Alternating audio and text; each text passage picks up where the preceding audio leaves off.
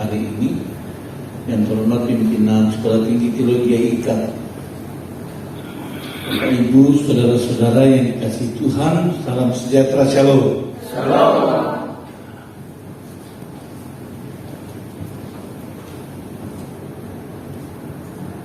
Tahun 51, seorang pemuda yang ganteng,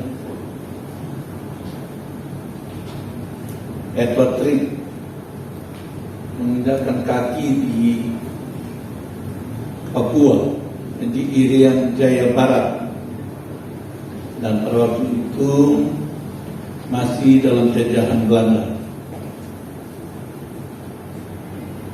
Beliau diutus oleh The Political Alliance Mission, satu lembaga misi yang berkedudukan di Western Illinois, USA. Ya. Dia terpanggil untuk menginjil di daerah Papua. Satu kerinduannya adalah bagaimana dia memenangkan jiwa-jiwa bagi Tuhan, dan bagaimana dia mau mengangkat harkat dan martabat orang Papua, dan bagaimana dia dimanusiakan manusia orang Papua. Dulunya disebut Irian Jaya Barat. Bulan Januari dia menginjakkan kaki, Januari 51 dia menginjakkan kaki di Papua, di Jayapura. Terus dia coba lakukan penginjilan sampai ke Merauke, ke selatan. Tapi di sana ada pemetaan dari lembaga-lembaga misi. Jadi di Merauke itu pemetaan dari Belanda itu adalah areal dari Katolik.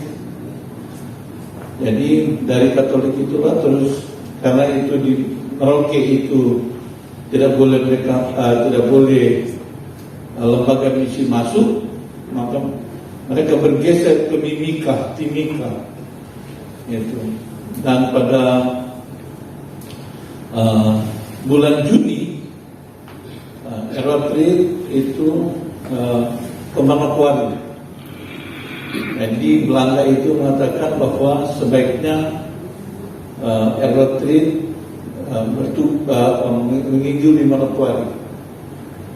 Dan di sana pada bulan Juni dia bertemu dengan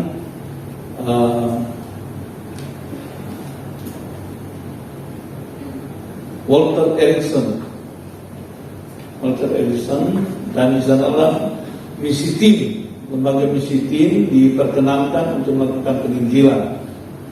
Tapi di sana jauh sebelumnya di daerah Manokwari itu, Kepala Burung, Irian Jaya Barat, sudah masuk Injil di satu pulau Mansinam namanya, itu Pulau Nunfor, dan waktu itu Kabupaten Biak Nunfor. Jadi ada satu misi tahun 1400 berapa itu? 16. Datanglah misi itu dengan namanya adalah Otto dan Gessler. 1800. 100 tahun mereka menginjil, hanya satu yang mereka menangkan. Siapa namanya? Saya ingat.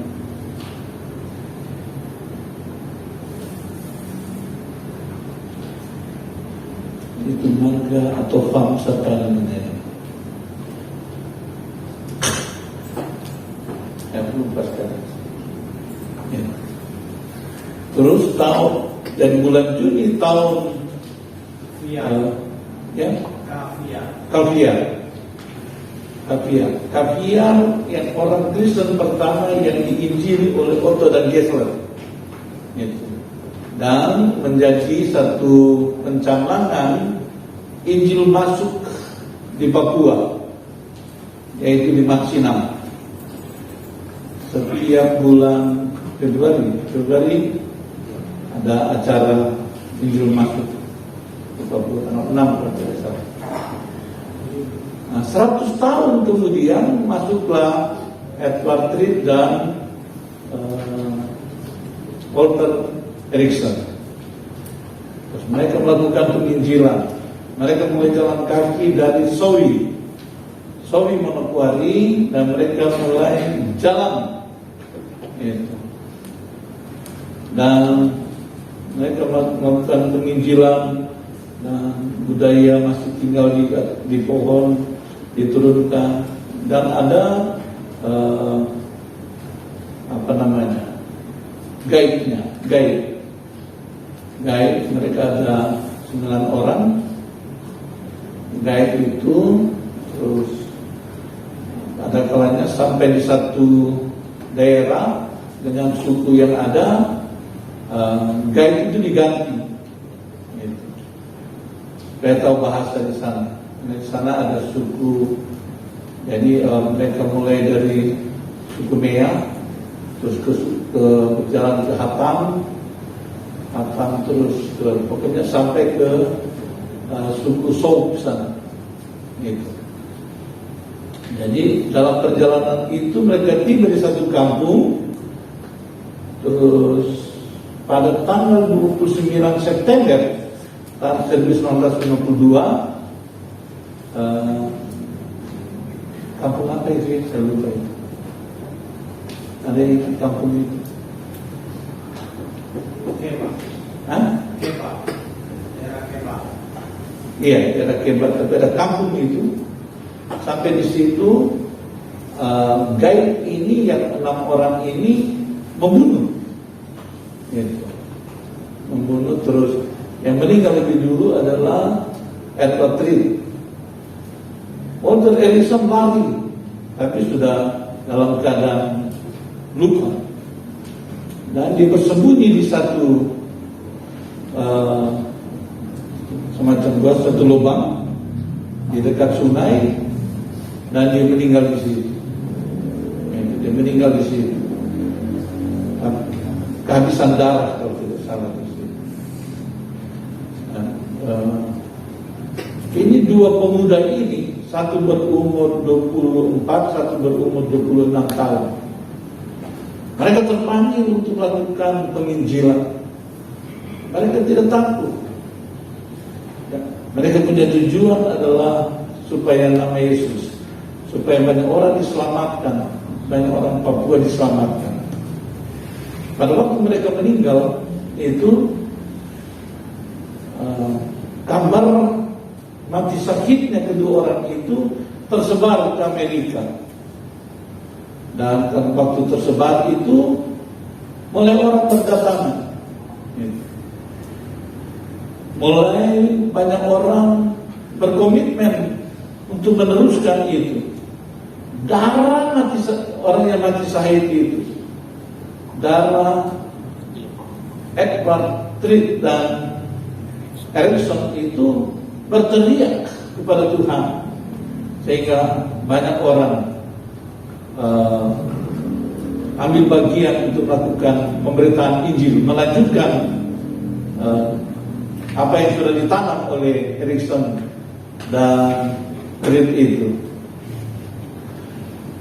Dan waktu itu yang pertama kali datang itu ada seorang sesudah dia menyelesaikan wajib militer di Amerika, dia masuk ke Papua, namanya Lobstrand, apa nama kecilnya pada sini, Harold Lobstrand.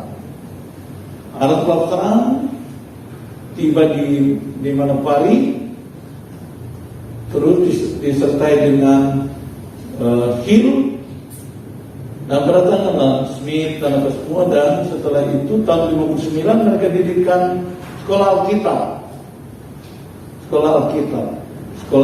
yang pertama masih sebanyak dari 9 orang, termasuk barangkali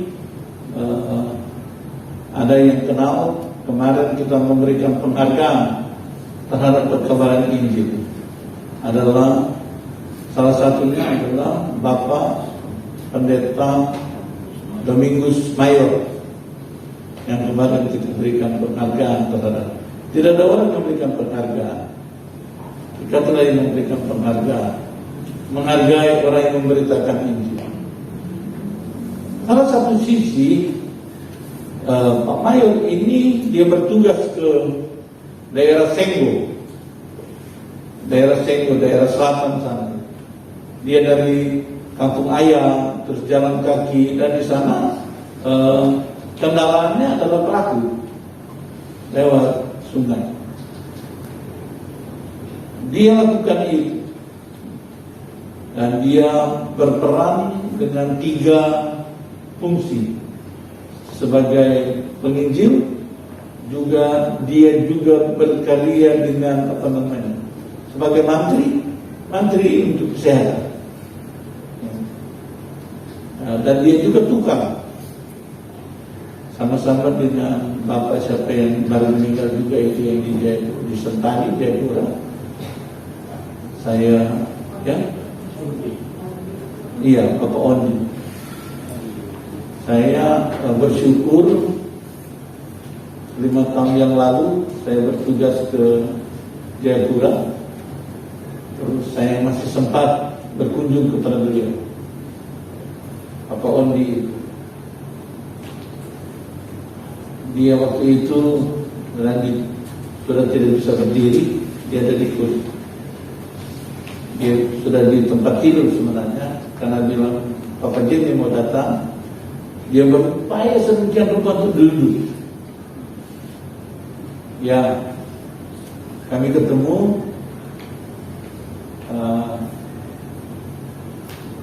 Mungkin pada waktu itu karena sudah lama sekali, jadi hanya ada air mata. Kami cerita tentang pelayanan gitu. Dan memang beliau itu juga dari Senggo. Mereka pelayanan di Senggo itu. Mereka bisa jalan 4-5 hari untuk berkunjung ke satu kampung. Jalan kaki, naik perahu, dengan semangat untuk memberitakan Injil, dengan semangat bahwa melalui mereka orang bisa membaca tentang Yesus Kristus dalam hidup mereka, dalam komitmen mereka. Dan pada waktu itu terbangunlah masyarakat yang menamakan bahwa itu gereja tim, Gereja Evangelical Alliance Mission. Tahun 73 dalam tuntutan Irian Jaya Barat sudah masuk menjadi negara kesatuan Republik Indonesia, sudah menyatu. Jadi penjajah Belanda sudah pulang dan serahkanlah Irian Jaya Barat itu ke Indonesia. Dan setelah di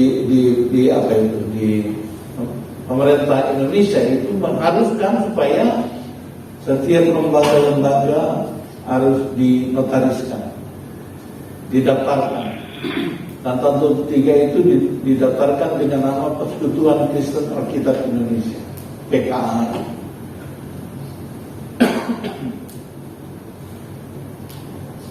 Setelah itu tahun 83 saya diminta untuk dan tuntutan negara bahwa itu harus juga diperbaharui. Antara 83 dinotariskan dengan nama Gereja Persekutuan Kristen Alkitab Indonesia sampai sekarang. Jadi itulah sejarah. Nah, gereja ini dibangun dengan darah dari martir-martir, dengan pengikut-pengikut Kristus yang sangat luar biasa, yang menyerahkan, mendedikasikan seluruh hidup mereka untuk Tuhan. Jadi suatu hal yang sangat luar biasa. Dan saya ingat waktu saya ada di Manokwari, kami boleh jalan kaki, ya, tidur di hutan bersama-sama dengan Candy punya papa. Ya.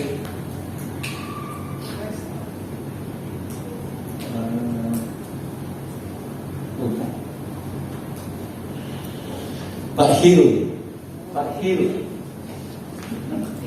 Vicky, dengan Pak Hil terus kami jalan, itu From Hill, dia ketua misi pada waktu itu, terus bersama-sama dengan Pak Smith, itu, Pak Smith inilah yang mendirikan sekolah Alkitab di Minneambos. Pak Rhodes mendirikan sekolah Alkitab di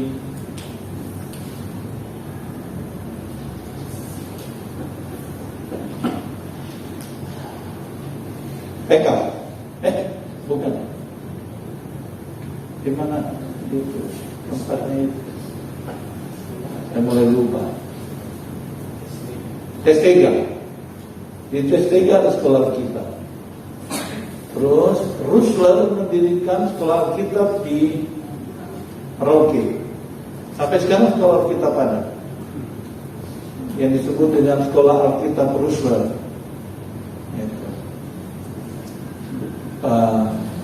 Ada dua list pimpinan di sana. Yang satu pada waktu itu minta ke saya untuk ditingkatkan menjadi sekolah tinggi. Tapi orang-orang tua di sana katakan terada, tetap sekolah kita, sekolah untuk penginjilan. Sama juga dengan di Minneambos. Di Minneambos tetap dengan sekolah kita untuk mendidik orang-orang menjadi penginjil. Dan memang penginjil itu adalah orang-orang yang mendedikasikan, menyerahkan seluruh hidupnya untuk pemberitaan Injil. Gitu. Oleh sebab itu, inspirasi ini dengan para sino menetapkan bahwa setiap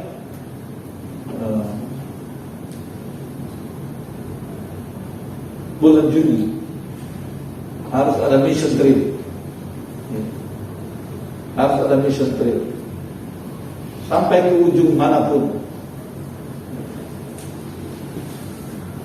Dan harus merelakan hidup, kalau mati juga di tempat itu tidak apa-apa. Pak Pendeta Dr. Ruben ya, pergi ke Kalimantan, karena satu waktu arahnya semua di Kalimantan. Terus Pak Pendeta Ruben tidak tahu berenang, terus perahu terbalik di sungai menuju ke tempat pelayanan. Di sana tidak ada sinyal, tapi nekat juga, mahasiswa nekat juga. Mereka naik di atas pohon cari sinyal gini katanya. Ceritanya begitu, saya tak lihat. Gitu ya, saya. Sampai ke perbatasan sana. Sampai ada yang dikawinkan adat di sana karena salah langkah.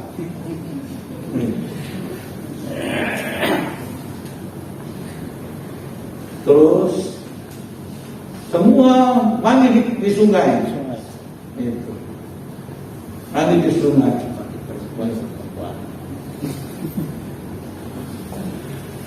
Terus mereka pikir ada kerak di sana, padahal enggak, karena kelihatan hitam.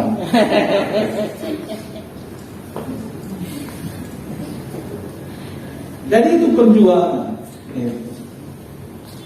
Mission trip. Terus ada yang mission trip kemana, ke apa itu di Pak Gerardus punya tempat itu, Bengkulu. Terus ke anak dalam itu, mereka ke anak dalam Terus mereka gunting rambut anak-anak, mereka kasih mandi, terus mereka ajar gosok gigi gitu. Terus mereka bikin jalan, bikin lepur Jembatan. Terus di Kalimantan itu mereka bikin perbaiki sekolah, bikin pagar.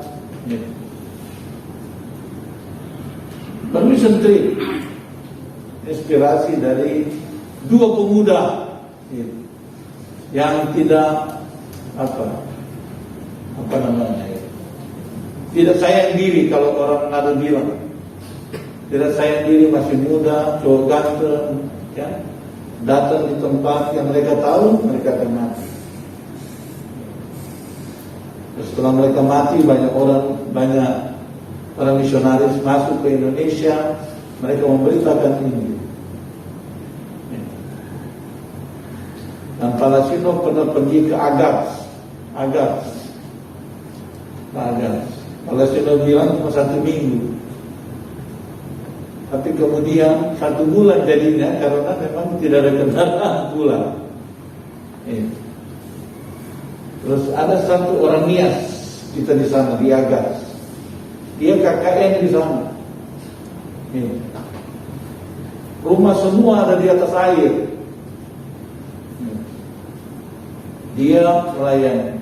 Setelah itu selesai jadi wisuda, terus dia minang seorang putri, dia kawin, terus balik lagi ke sana sampai sekarang di sana. Siapa namanya? Apres Arifah. Lembus Reva. Paris. Dia melayani di daerah itu betul-betul daerah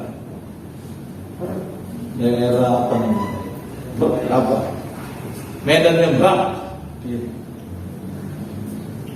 Medan berat.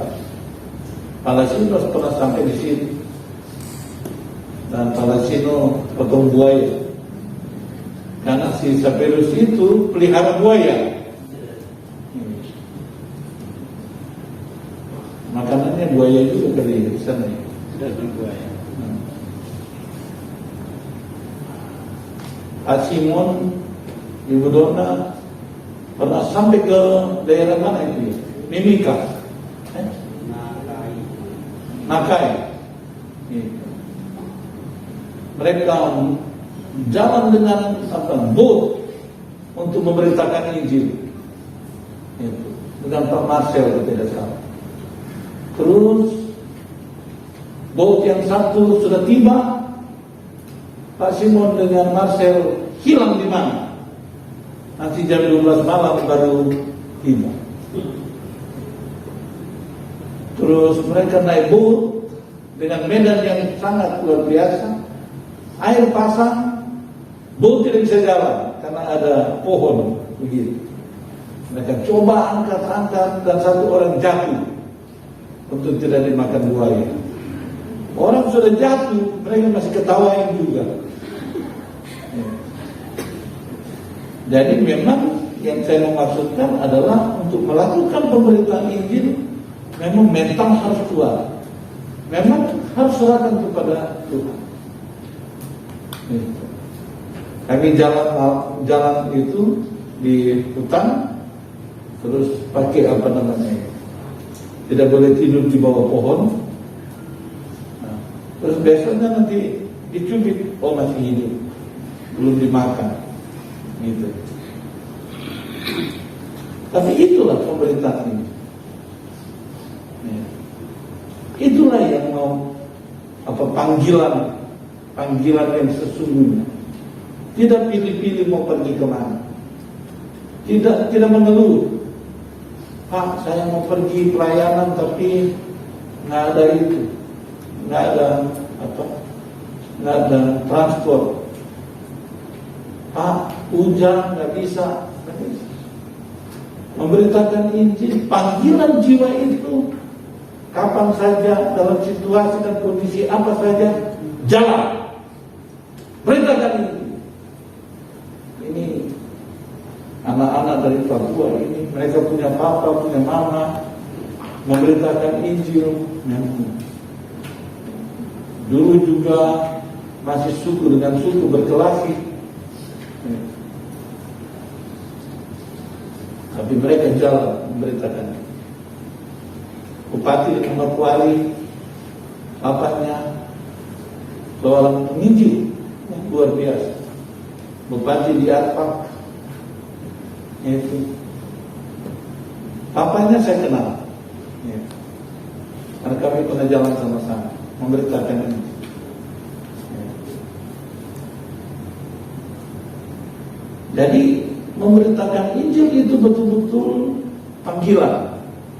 Dan kalau mau memang merasa bahwa hamba Tuhan yang benar, yang baik adalah memberitakan Injil. Oleh sebab itu para sinode tadi mengingatkan kembali tentang AA. Kita ada satu tradisi. Kalau tanggal itu merah,